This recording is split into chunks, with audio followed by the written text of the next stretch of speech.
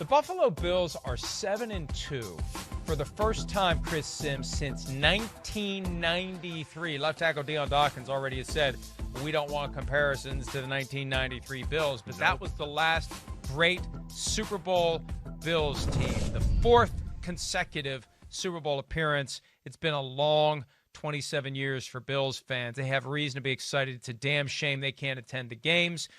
It's a damn shame no one can attend games, or at least most people can't attend games, although the Cowboys did have 31,000 in the stands yesterday. That's the most at any game so far this season.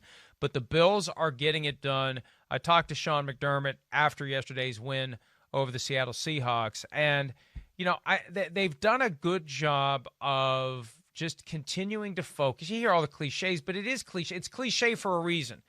You have to forget about what's happened and focus on what you're doing. And, yeah, you get beat by the Tennessee Titans, and it was a weird, crazy COVID week where the game gets moved to a Tuesday night, and then you play on a Monday night against the Chiefs, and you've just got to keep working to get back to where you know you can be. And it took them a few weeks. They had that lackluster game against the Jets.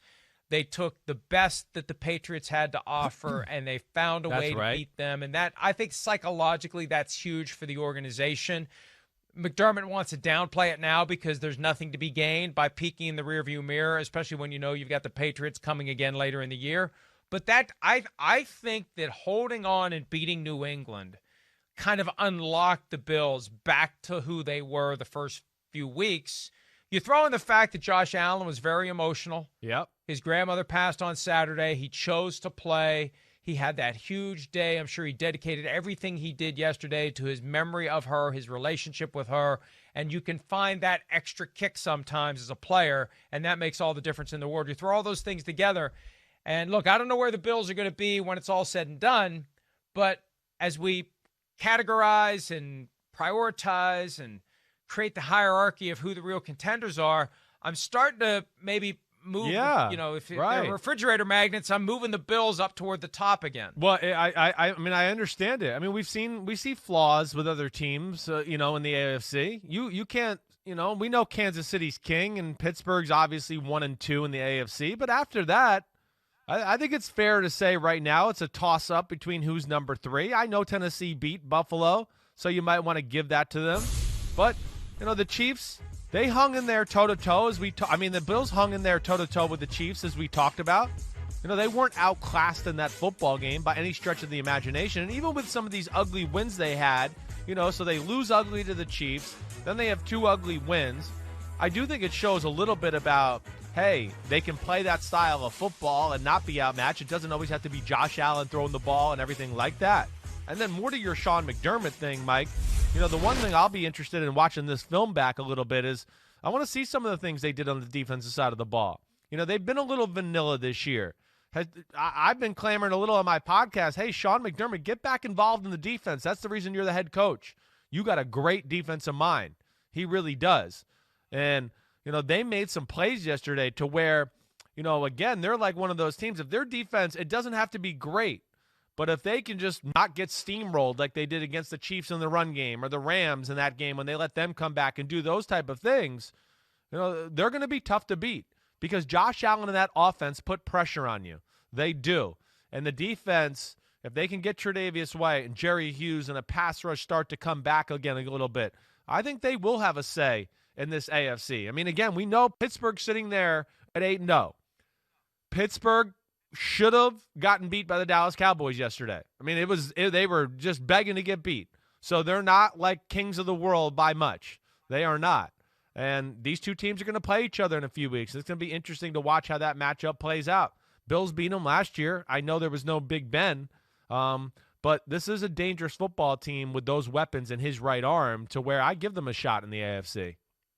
One of the arguments we got into last week when we talked about power rankings, the Steelers at 1, the Chiefs at 2, but you believe the Chiefs would beat the Steelers.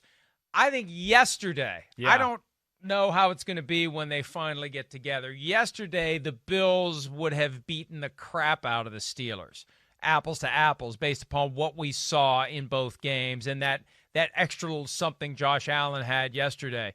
Maybe it'll still be there in a few weeks, and maybe the Bills will now ascend as one of the elite teams, and maybe the Steelers are going to run out of magic, and and and quit pulling this lucky card every week. 7 of their wins have been ugly wins or not convincing wins. Right.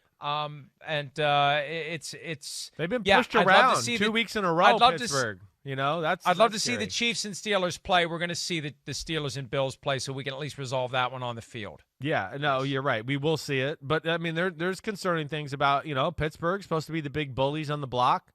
They haven't been that the last 2 weeks. The way Baltimore ran it down their throat. Hey, Dallas yesterday had their way. Garrett Gilbert picked them apart at times. Now, the beauty of Pittsburgh is always that they just seem to make a play at the right moment on the defensive side of the ball. And they had a little bit of a shamrock up their butt yesterday on the offensive side of the ball with some of the penalties that were called on Dallas. They were fortunate that way. But, again, I think this is what just goes back to this. Like, yeah, Buffalo's dangerous.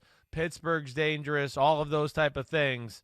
But that's where I just look at Kansas City and still think they're the kings of the AFC. And I won't really think less unless they go on some crazy losing streak or lose in the or until they lose in the playoffs. I just think they're going to continue to answer the bell. There's too many playmakers. They're physical on both sides. And, that's what will be interesting down the stretch here. Just can Pittsburgh get better? Can Pittsburgh get better as far as running the ball and doing stuff like that on the offensive side of the ball? And then can Buffalo's defense come along a little bit? And who knows? Maybe they can challenge the Chiefs and upset them in the playoffs when that time does come. You mentioned Garrett Gilbert, by the way. I don't know if you noticed this, but on Saturday, the Cowboys announced their decision to go with Garrett Gilbert over Cooper Rush. Right about the same time, another maybe nearly as significant decision was announced nationwide. It was right at the same time. Anyway, that's all we're saying about that. Let's just take a Garrett Gilbert was a big decision. That was a huge decision.